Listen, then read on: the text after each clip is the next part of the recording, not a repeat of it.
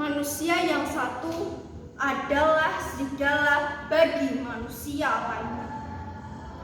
Manusia tidak dapat bertindak seperti manusia sesungguhnya. Atau mungkin kita saat ini yang tidak dapat bertindak seperti manusia sesungguhnya.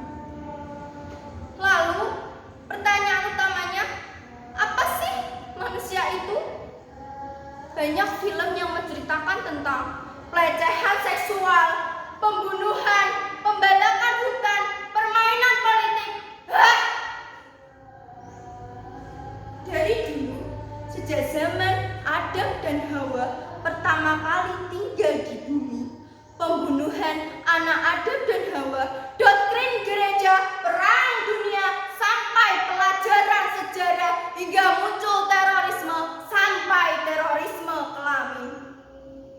Bahkan kekerasan dan penghilangan nyawa yang tidak manusiawi yang dilakukan oleh manusia yang dulunya faktum jadi fakta. Jadi kenyataan yang kudengar sehari-hari, berita-berita di televisi yang kudengar dan kulihat sehari-hari menyajikan tentang potong, iris, cincang, bom, bakar, mutilasi, sodomi, dan tindakan keji lainnya. Entah sampai kapan tindakan keji itu dilakukan oleh manusia. Mungkin setelah manusia bereinkarnasi menjadi makhluk sosial. Makhluk sosial, sebuah cita-cita masyarakat yang luar biasa.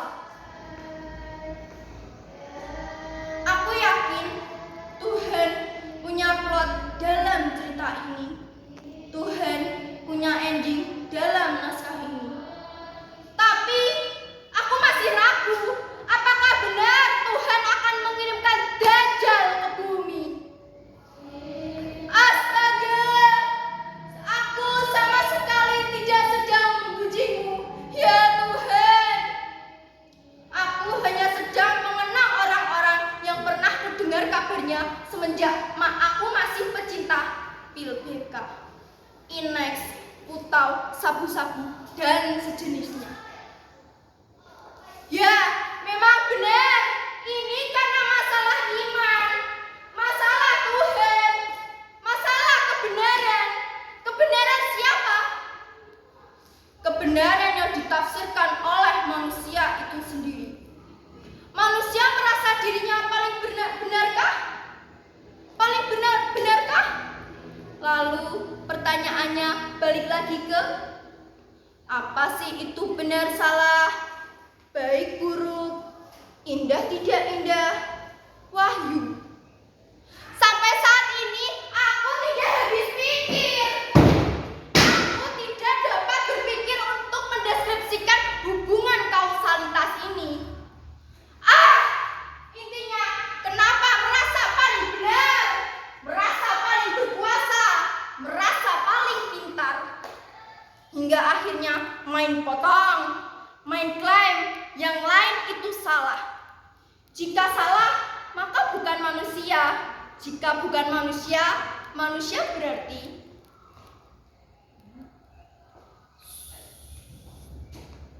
begini sebenarnya. Jika dicari hubungan yang lainnya, maka manusia akan terhubung bagai anjing yang hendak dimasak. Sedang di sisi lain, manusia merupakan makhluk istimewa. Katanya, agama yang menjadi dasar manusia yang seharusnya mampu menjawab permasalahan-permasalahan sebelum dan sesudah hidupnya manusia, justru sekarang dijadikan permasalahan oleh orang-orang yang hidup saat ini. Agama jadi berbeda. Loh, kok berbeda? Iya, karena dapat dilihat dari sejarahnya. Kemudian dari berbeda ini menjadi konflik. Kenapa bisa konflik? Pemahaman dan sikap intern yang seharusnya dapat membina relasi kepada Tuhan dan merupakan sifat yang personal dan sangat pribadi. Jadi ingat, ketika pemahaman seseorang yang berkesimpulan bahwa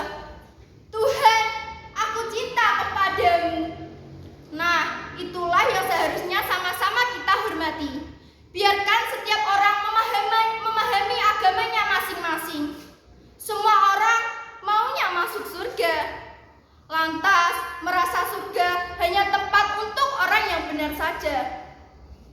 Lalu kalau ingin masuk surga, maka orang yang benar harus mengalahkan saingannya yang tidak benar.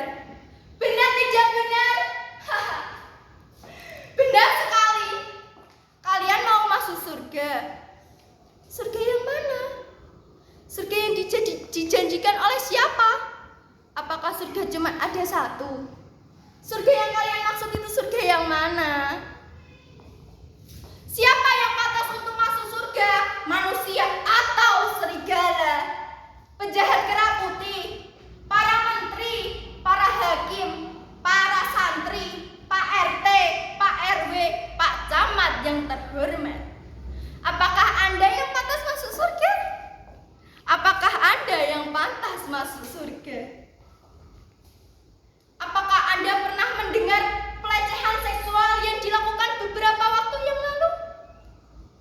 Apakah Anda pernah mendengar korupsi yang dilakukan oleh pejabat tinggi kita? Money politik dalam pemilu. Ya, memang benar. Tidak hanya pejabat yang terkena skandal pelecehan seksual. Artis pun demikian. Pejabat berpolitik, artis pun berpolitik. Tidak ada kata cukup bagi manusia. Selalu bilang kekurangan. Hasrat ingin menguasai tak sebanding dengan hasrat ingin mensejahterakan masyarakat. Gaji bulanan itu tidak seberapa, katanya. Banyak pejabat yang mencari fulus di tempat lain. Banyak pejabat yang mencari fulus di jalan yang lain. Pejabat tidak ada di tempat tak ditemui oleh masyarakat. Mungkin sedang mencari fulus di tempat lain. Dosen tidak ada di tempat saat ditemui oleh mahasiswa. Ups, aku sok tahu. Mungkin aku adalah orang yang diuntungkan karena belum menyandang predikat mahasiswa.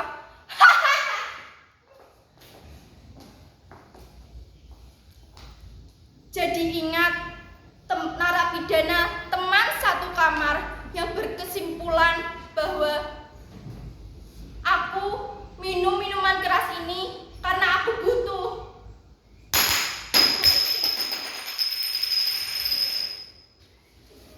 Kemarin aku pernah baca berita bekas bungkus kacang yang kumakan.